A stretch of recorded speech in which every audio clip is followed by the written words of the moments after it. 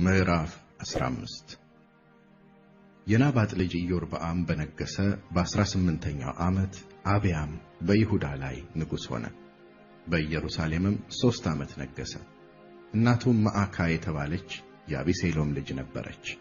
ከእርሱም አስቀድሞ ባደረገው በአባቱ ኃጢአት ሁሉ ሄደ። ልቡም እንደ አባቱ እንደ ዳዊት ልብ ከአምላኩ ከእግዚአብሔር ጋር ፍጹም አልነበረም። ነገር ግን ልጁን ከእርሱ በኋላ ያስነሳ ዘንድ ኢየሩሳሌምንም ያጸና ዘንድ አምላኩ እግዚአብሔር ስለ ዳዊት በኢየሩሳሌም መብራት ሰጠው። ዳዊት በዘመኑ ሁሉ በእግዚአብሔር ፊት ቅን ነገር አድርጎ ነበርና ካዘዘውም ነገር ሁሉ ፈቀቅ አላለም ነበርና። በኢዮርብዓምና በሮብዓም ልጅ በአብያም መካከል በዘመኑ ሁሉ ጠብ ነበር። የቀረውም የአብያም ነገር ያደረገውም ሁሉ በይሁዳ ነገሥታት ታሪክ መጽሐፍ የተጻፈ አይደለምን? በአብያምና በኢዮርብዓምም መካከል ሰልፍ ነበረ።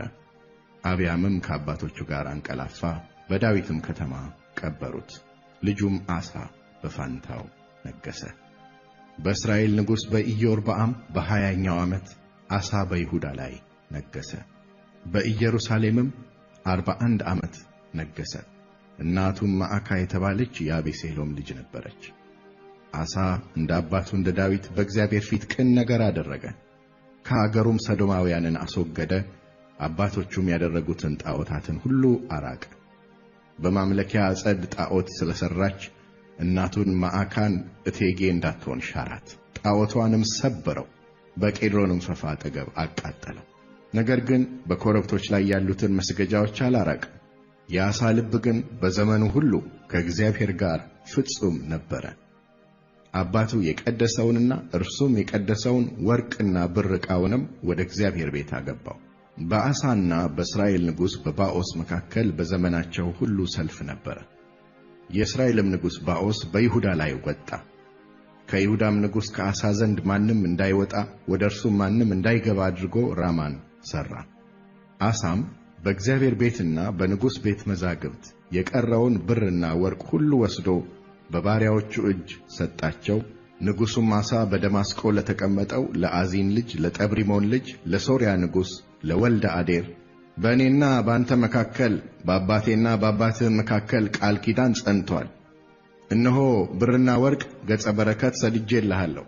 እርሱ ከእኔ ዘንድ እንዲርቅ ሄደህ ከእስራኤል ንጉሥ ከባኦስ ጋር ያለህን ቃል ኪዳን አፍርስ ብሎ ሰደደ። ወልደ አዴርም ለንጉሡ ለአሳ እሺ አለው። የሰራዊቱንም አለቆች በእስራኤል ከተሞች ላይ ሰዶ ኢዮንንና ዳንን፣ አቤል ቤት መዓካንና ኬኔሬትን ሁሉ የንፍታሌምንም አገር ሁሉ መታ። ባኦስም ያን በሰማ ጊዜ ራማን መሥራት ትቶ በቴርሳ ተቀመጠ። ንጉሡም አሳ በይሁዳ ሁሉ ላይ አዋጅ ነገረ፣ ማንም ነጻ አልነበረም። ባኦስም የሠራበትን የራማን ድንጋይና እንጨት ወሰዱ። ንጉሡም አሳ የብንያምን ጌባንና ምጽጳን ሠራበት። የቀረውም የአሳ ነገር ሁሉ፣ ጭከናውም ሁሉ፣ ያደረገውም ሁሉ፣ የሠራቸውም ከተሞች በይሁዳ ነገሥታት ታሪክ መጽሐፍ የተጻፈ አይደለምን? ነገር ግን በሸመገለ ጊዜ እግሮቹ ታመሙ። አሳም ከአባቶቹ ጋር አንቀላፋ፣ በአባቱም በዳዊት ከተማ ከአባቶቹ ጋር ተቀበረ። ልጁም ኢዮሳፍጥ በፋንታው ነገሰ። በይሁዳም ንጉሥ በአሳ በሁለተኛው ዓመት የኢዮርብዓም ልጅ ናዳብ በእስራኤል ላይ ነገሰ። በእስራኤልም ላይ 2 ዓመት ነገሰ። በእግዚአብሔርም ፊት ክፉ አደረገ። በአባቱም መንገድ እስራኤልንም ባሳተበት ኃጢአት ሄደ። ከይሳኮርም ቤት የሆነ የአኪያ ልጅ ባኦስ ተማማለበት።